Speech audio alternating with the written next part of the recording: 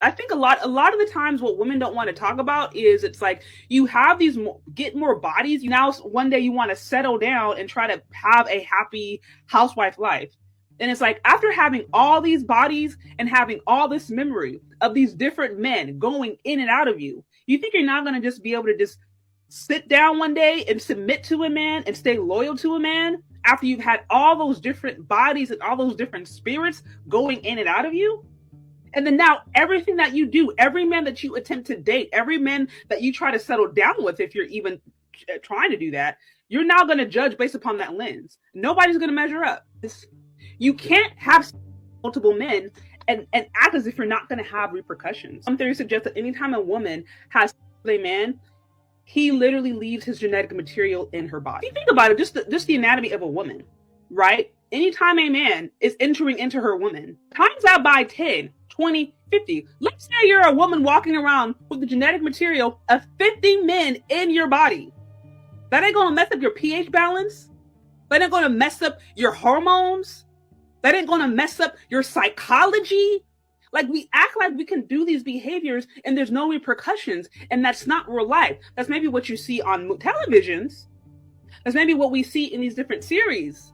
But the reality of how it impacts you, it's not just physical, it's not just emotional, it's spiritual.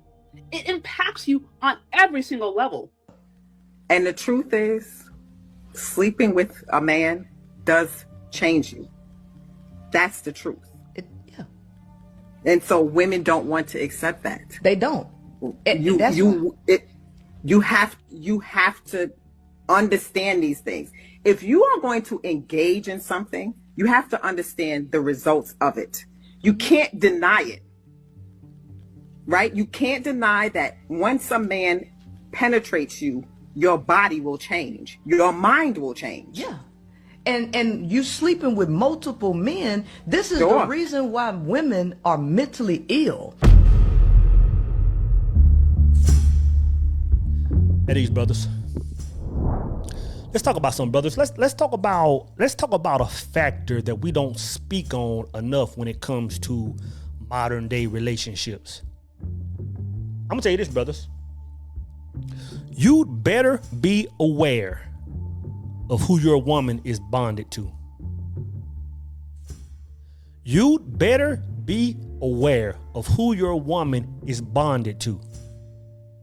Because she's bonded to somebody.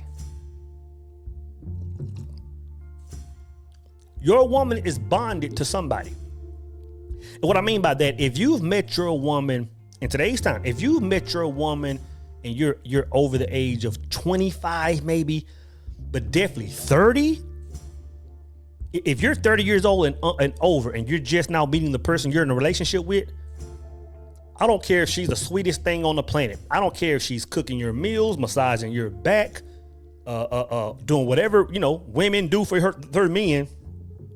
I don't care how good it seems, man. You have to understand that your woman, on a spiritual level, on a chemical level, on the deepest of levels, is still bonded to somebody. Now, I'll say this, like there's a good chance that over time you can be that person, but it's quite rare, to be honest. Because once that initial bond is created, it's almost, and I don't want to go down this road, but it's almost until, as long as that person is breathing on this planet, that bond is still present. Like that, like when we say until death do us part, you got to understand that's not a man-made thing. That's like when that connection is made, it's actually a connection until one of these